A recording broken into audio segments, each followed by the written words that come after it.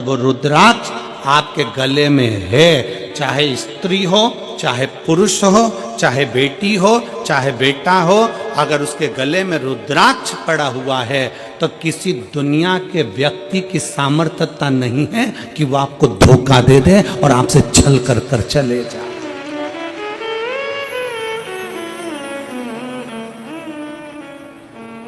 किसी की सामर्थ्यता नहीं है कि वो आपके साथ में छल कर जाकर रुद्राक्ष है।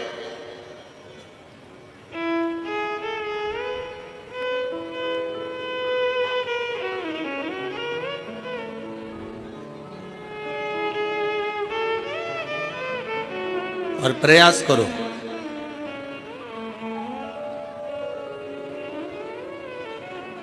जितना समय मिलता है ना उतना समय अपने बच्चों को संस्कार देने में भी लगाया करो। थोड़ा थोड़ा समय, थोड़ा समय। तन, मन और धन, ये तीन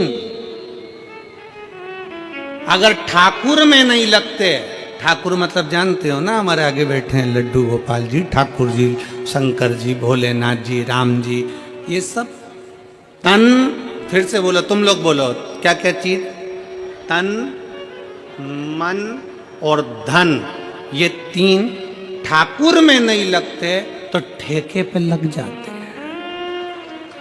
याद रखो क्या क्या चीज, जम के बोलो जरा, तन, मन और धन अगर भगवान में नहीं लगते, ठाकुर में नहीं लगते तो ठेके पे लग जाते हैं। इसलिए अपने तन को भी परमात्मा में लगाओ और मन को भी परमात्मा में लगाओ, और थोड़ा धन हो तो उसको भी परमात्मा में लगाओ, तो गलत जगह पर नहीं जाए,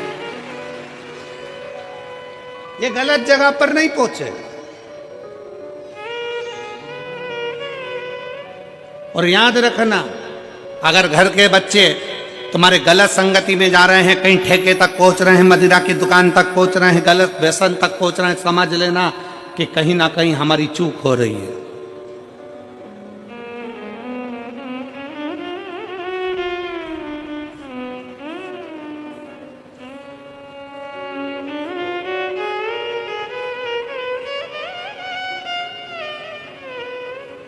कहीं ना कहीं हमारी चूक हो रही है। जब माता सती भगवान शंकर से विवाह करती हैं, जब माता सती भगवान शिव से विवाह करती हैं, तो भगवान शंकर से विवाह कर कर माता सती बड़े प्रेम से, आनंद से, उत्साह से, आनंद के साथ रहती हैं।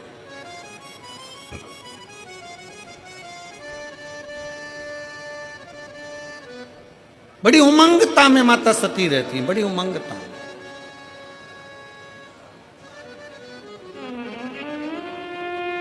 और शिव महापुराण की कथा में देवी भागवत में एक प्रसंग आता है कि देवी भागवत में एक प्रसंग आकर कहा जाता है कि माता सती अगर अपने परिवार के साथ भी अगर कहीं बाहर निकल कर जाती थी तो माता सती के नेत्र नीचे की नीचे ही रहते थे।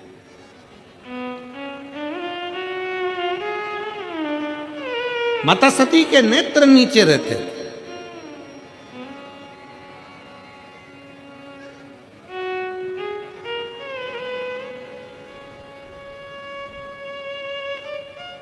होना चाहिए। बहन, बेटी और पत्नी के नेत्र अगर झुके रहते हैं,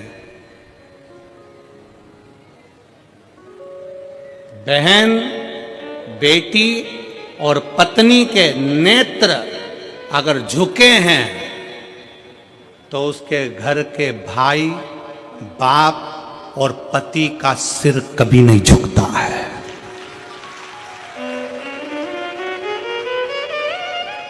अगर बहन, बेटी और मां, पत्नी के नेत्र झुके हुए हैं, बाजार में निकल कर जा रहे हो, सभा में जा रहे हो, आपके नेत्र अगर झुके हुए हैं, बहन के नेत्र नीचे हैं, बेटी का नेत्र नीचे है, पत्नी का नेत्र नीचे है, तो उस घर के भाई को, उस घर के पिता को और उस घर के पति को कभी माथा नीचा नहीं करना पड़ता, छाती तान कर चलता है। उसको मालूम है मेरी बहन है, उसको मालूम है मेरी बेटी है, उसको मालूम है मेरा परिवार है। आ जाओ, उसको मालूम है कि ये मेरे अपने हैं।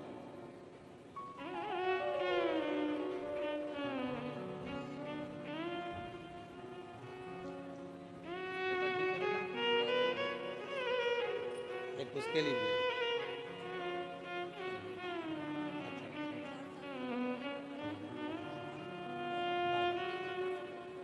वाणी वाणी सब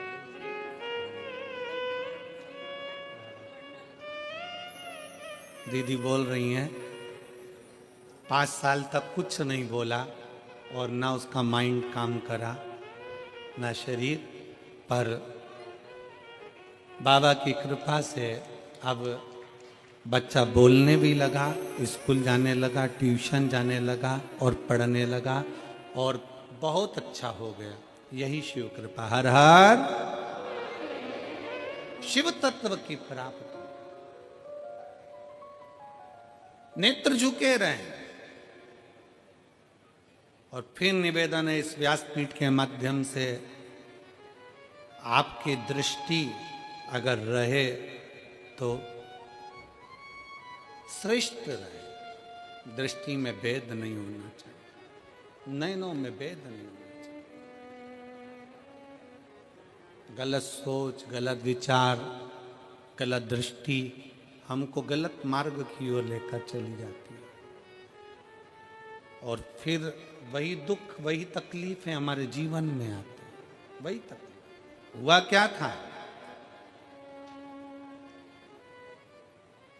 बिंदु और चंचुला की कथा कलापन ने श्रवण करी और भगवान ईश्वर जी और गोरा जी उनकी कथा के यजमान बने, शंकर पार्वती उनकी कथा के यजमान बने। किसकी गलती थी?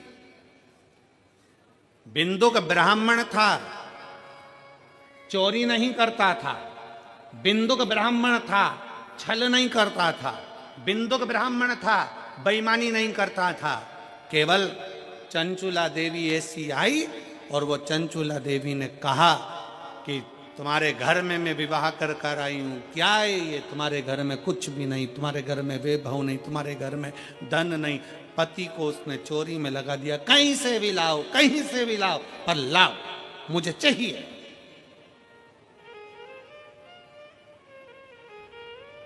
पति चोरी नहीं करता था, बिंदुक चोरी नहीं करता था। कभी कभी अपने मन में विचार लाइएगा कि बिंदुक जब चोरी करता था, बेकार काम करता था, गलत काम करता था, तो उसके लिए शंकर भगवान जजमान बनने की क्या जरूरत थी? शिव जी को जजमान बनने की क्या जरूरत थी? शंकर जी को कथा सुनने की क्या जरूरत थी? उसकी मुक्ति के लिए शंकर जी ने क्यों प्रयास किया?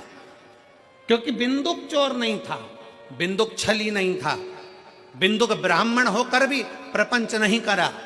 पर पत्नी चंचुला ऐसी आई और उस चंचुला ने कह दिया, तुम्हारे यहाँ धन नहीं है, तुम्हारे यहाँ वैभव नहीं है, तुम्हारे यहाँ दौलत नहीं है, जाओ कहीं से भी लाओ।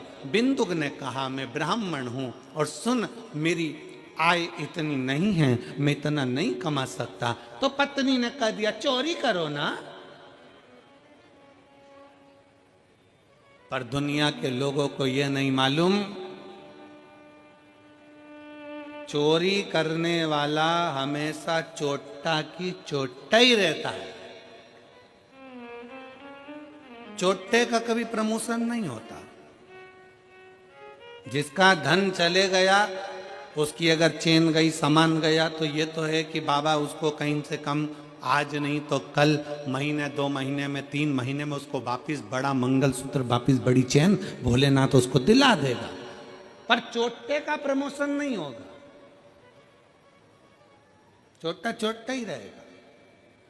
और तुम खुद देख लो कितने चोटे, कितना सामान चोरते।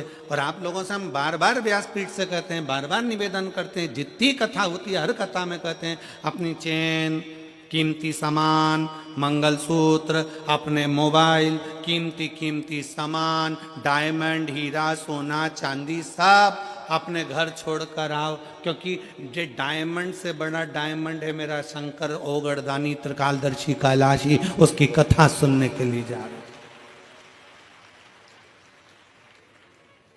अपना जेवर अपने घर, दो चीजें अपने घर में रखो कथा में आने से पहले, एक जेवर दूसरा तेवर।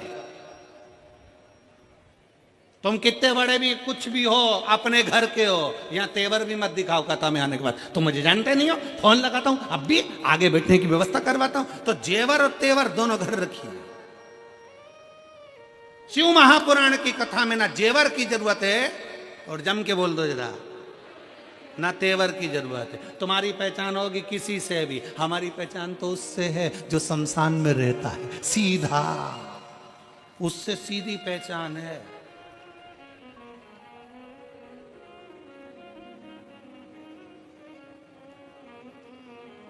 तो दोनों चीजें अपने घर पर रखो, एक जेवर भी और एक तेवर भी। शिव महापुराण में आओ ना तो दोनों चीजें छोड़कर आओ। कितने भी सेठ हो, कितने भी पैसे वाले, कितने भी करोड़पति, कितने भी अरबपति, कितने भी धनपति, अपनी जगह पर हो गए। शंकर जी के पास जो भी जाता है ना वो एक जैसा। शमशान में कोई तुम्हारे यहाँ मेरठ में भले ऐसा होता होगा कि मरने वाले को डनलफ के गद्दे पे ले जाते होंगे, हमारे यहाँ नहीं ले जाते। हमारे यहाँ तो वही 4 बांस,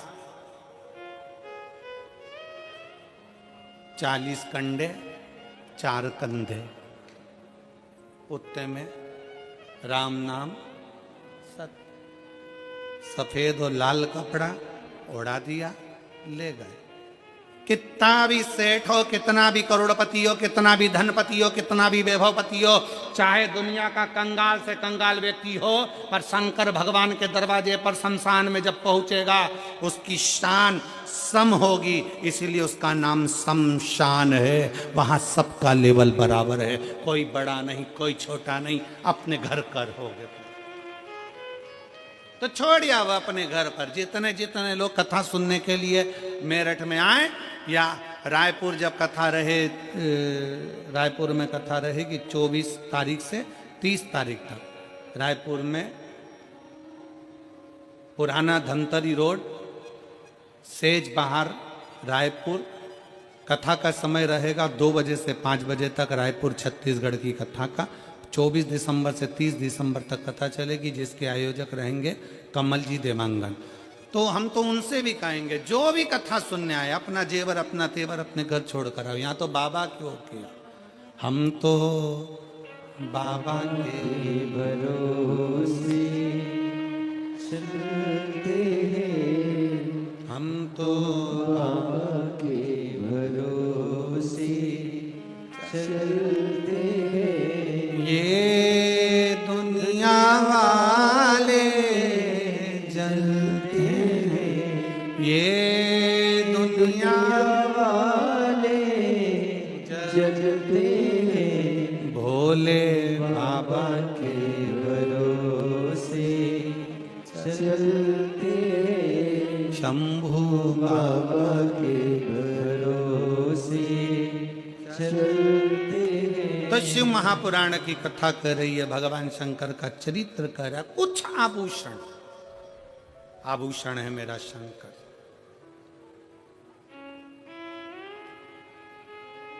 कोई आभूषण नहीं, आभूषण मेरा शिव है, मेरा शंकर। ओघड़दानी, त्रिकालदर्शी, कैलाशी, अविनाशी। नेत्र बंद करे माने, रुद्राक्ष प्रकट हुआ। रुद्राक्ष कोई साधारण नहीं, रुद्राक्ष शिव का एक अंश स्वरूप है, अंश स्वरूप।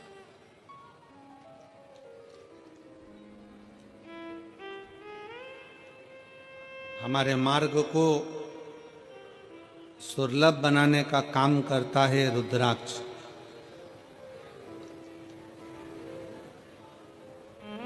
सुलभ बनाने, इसलिए प्रयास करें कि तन, मन और धन काय में लगाएं। जम के बोलो जरा, ठाकुर में लगाएं, भगवान में लगाएं, शिव में लगाएं, भक्ति में लगाएं। अगर ये तन भी अगर नहीं लगा तो एक दिन ये भी बेकार हो जाएगा, और मन और धन ये भी अपने अपनी मंजिल तक नहीं पहुंच पाए। इसको श्रेष्ठता की जगह लगा।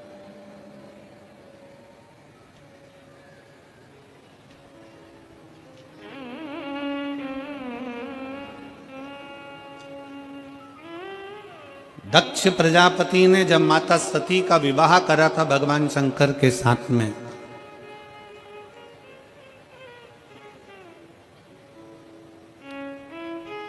दक्ष प्रजापति ने जब माता सती का विवाह भगवान शिव के साथ करा था, तो शास्त्र कहता है कि दहेजा में इतना अंबारियां दी गई, इतना वैभव दिया गया, इतना धन दिया गया, इतनी संपदा दी गई दहेजा में, इतना इतना सामान दिया गया दहेजा में। सती माता देख रही थी कि मेरे पिता ने हीरा पन्ना, दक्ष प्रजापति हैं, दक्षों के राजा हैं, इतना इतना आभूषण, इतना इतना धन, इतना इतना वैभव, इतना इतना पूंजी माता सती की विवाह में दिया गया, इतना वैभव दिया गया।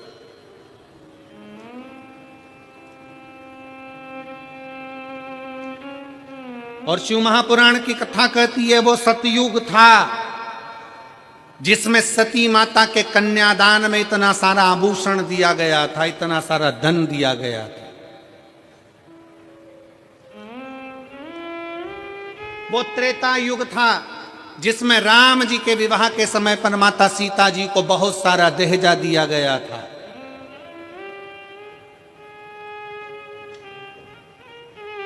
वो द्वापर होगा जिसमें भगवान कृष्ण के मंगल विवाह में दहेज दिया गया होगा।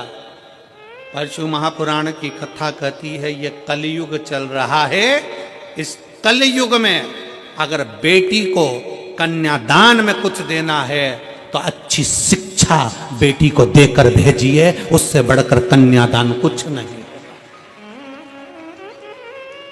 बेटी को अच्छी शिक्षा देकर भेजिए, बेटी को अच्छा विद्वान बनाकर भेजिए, उच्च शिक्षा, अच्छा अध्ययन कराइए, अच्छे कॉलेज में, अच्छे स्कूल में बच्चों को पढ़ाइए, अपनी बेटी को अच्छा पढ़ाकर अच्छी विद्वत्ता देकर भेजिए। क्योंकि बेटी के जीवन में पेट्रोल पंप देखा, गाड़ी देखी, बंगला देखा और मालूम पड़े कि लड़का कहीं गलत विचारों से जुड़ा हुआ मिल गया तो बेटी को रोना नहीं पड़ेगा। अपनी मेहनत खुद करना जानती है, अपना परिश्रम खुद करना जानती है। इसीलिए बेटी को कन्यादान में अगर कुछ देना चाहते हो, बेटी को कन्यादान में कुछ प्रदान करना चाहते हो, वो सतयुग था, वो त्रेता था, वो द्वापर था, पर कलयुग का सबसे बड़ा कन्यादान अगर कुछ है तो एक माँ बाप अपनी बेटी को अच्छा पढ़ाएं, अच्छा विद्याध्ययन कराएं, उसको काबिल बनाएं और उस पद तक पहुंचाएं कि तुम्हारी बेटी जिस दिन तुमसे मिलने के लिए आए तो खुश होकर कहे पापा आज मेरा प्रमोशन हो गया, आज मैंने फिर एक कंपनी में आगे बढ़कर नौकरी करी है, पापा आज मुझे सम्मान मिला है, पापा आज मैंने ये किया है। बेटी की प्रतिष्ठा, बेटी का कन्यादान, धन, ये गोदरेज की अलमारी हो, फ्रिज हो, कूलर हो, वॉशिंग मशीन हो, ये लैपटॉप हो, इससे बेटी का कन्यादान नहीं है। बेटी का कन्यादान है उसकी उच्च शिक्षा।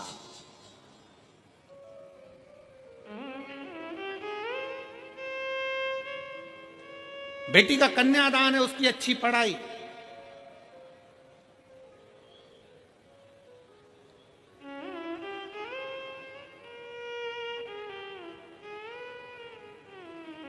बहुत बड़े बड़े सम्मेलन होते हैं, बहुत बड़े बड़े आयोजन होते हैं जिसमें बहुत सारा सम्मेलन में भी दहेज दिया जाता है।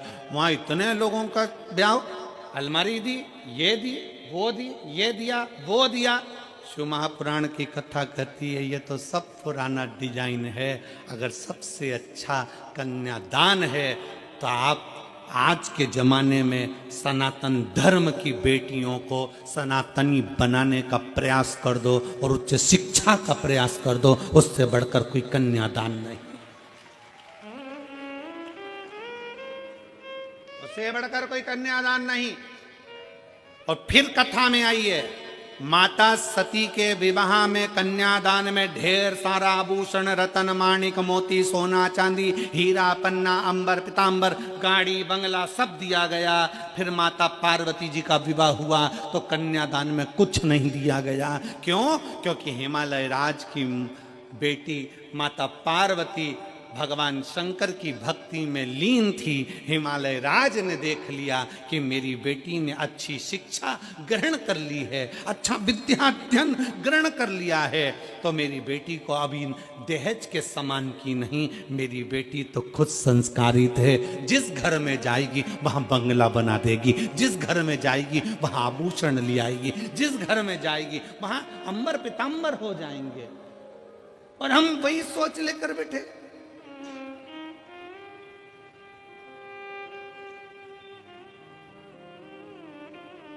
लड़का जन्म लेता है और घर के लोग जब ब्याह करने का समय आता है तो लड़के के माँ बाप भी सोचने में पड़ जाते हैं, लड़की के बाप के पास में इतना सामान है, ऐसा लगता है देगा वो तो देगा, वो तो देगा, वो तो देगा, वो तो देगा, वो तो देगा, वो तो देगा, अंगूठी तो देगा, चेन तो देगा, घड़ी तो देगा। अरे तुम्हें सोचना चाहिए कि लड़की के बाप के पास में कितना भी सामान हो, पर मेरा लड़का इतना बोल्ड है, वो कमा कर अपनी पत्नी को देगा और हमें भी देगा। ये बोल्डता होना चाहिए।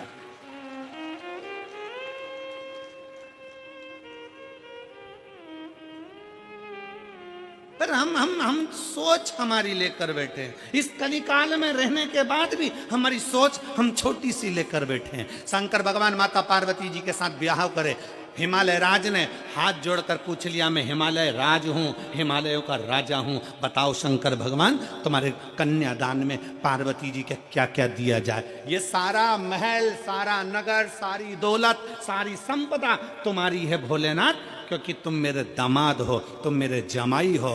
बताओ तुमको क्या दिया जाए कन्यादान में। पार्वती जी के कन्यादान में क्या दिया जाए। शंकर जी जानते